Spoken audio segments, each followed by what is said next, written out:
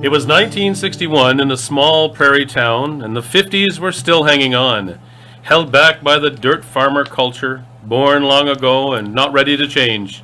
A town of dirt streets and pickup trucks, of small shops and unbending beliefs. A world firmly grounded in the past, until summer brought the outsiders. The lake was popular with tourists all summer. Once known as Snake Lake, now Sylvan Lake. 9 miles long but not wide, I recall. Shallow at the shore and quite far out, and a long sand beach at the south end between the downtown and the water.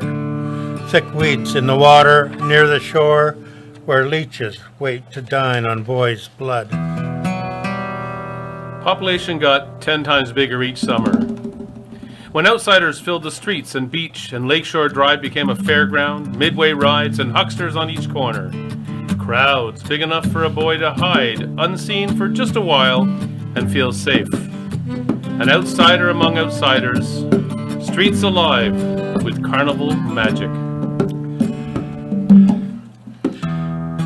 After grade 7, my family moved again. Always the new kid, always alone. It was time once more to make new friends. Hard in a school from grades 8 to 12, kids brought by bus from towns near and far. That first summer surreal on Lakeshore, serene in the sunshine on the beach, this boy not sure it's a dream or nightmare. Starting over again in Sylvan Lake was hard. In grade 8, I didn't make close friends. Hung out with kids my age at lunch break. Shared some time, but were gone by a day's end. This school put me in the youngest group, down from the middle grade and junior high, and older bullies sought easy prey, like me as a new boy and Ricky. Ricky wanted to be a rock and roll hero. I just longed to fit in if I could. Ricky dressed in the rock and roll style, long blonde hair teased into a ducktail, clothes the essence of Gene Vincent cool. Standing in the shadows, I stood out, always the outsider looking in, the new kid who never felt welcome. I'm not sure how Ricky and I had met that fall, but we saw something in each other, shared deep inside, and became best friends. He the flash and me there in the shadows. Perfect prey for the high school bullies and the beatings that were sure to come after school and even on weekends, whenever they tracked us down. During the winter, Ricky and me turned 14. Little changed, but a new year began, without promise and cold as before. School closed for a week in December after the well froze in a cold snap. Then nothing much happened until spring, and Ricky and me breathed easier, though we knew the bullies were waiting. It was 1961 in this small-minded town, and the 50s were still hanging on, held back by the dirt farmer culture. Born long ago and not ready to change, a town of dirt streets and pickup trucks, of small shops and unbending beliefs, a world firmly grounded in the past. And Ricky and me were not welcome.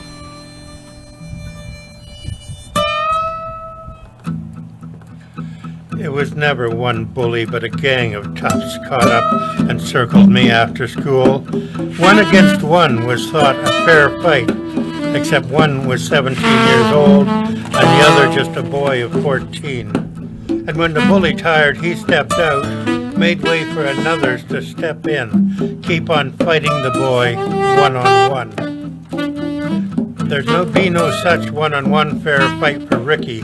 If the bully saw me as weak prey, Ricky was someone perfect to hate, too pretty in his rock and roll way, a fairy like their dads would beat up on a Saturday night drunken whim. Homo queer they called him, all the names, beat him up though he was none of these. Who said this is the winter of our discontent? Got our world just right that cold winter. 14 years old and living in fear, drawn to each other by circumstance, bullied and beaten by too many, not able to fit in with the rest, our own small society of two, just boys and ever so alone. It was spring when the boys caught me in the schoolyard, caught me unawares in the lunch break, circled around by one pushed and hit me, egged on by others in the circle. Nothing for me to do but fight back. He didn't hear the circle's shouted tips. I heard them and beat him to the ground. Teachers stopped me, or I'd have killed him. Later that spring, Ricky was found dead in the woods. His killers never brought to justice. Police worked short and sweet and case closed. Who killed him was not a mystery. Ricky had been tracked and beaten to death. And I could do nothing about it. A 14-year-old boy on his own, haunted by a circle of bullies.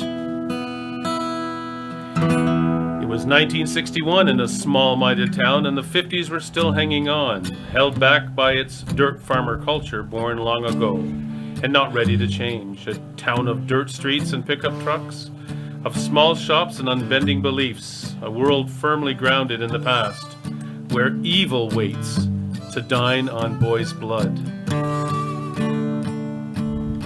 In the summer, my family moved again. It was time once more to make new friends, always the new kid, always alone, just wanting to fit in if I can. And with a new school came new dangers, but I had changed and cannot forget my friend found and lost in a moment who could have been a rock and roll star.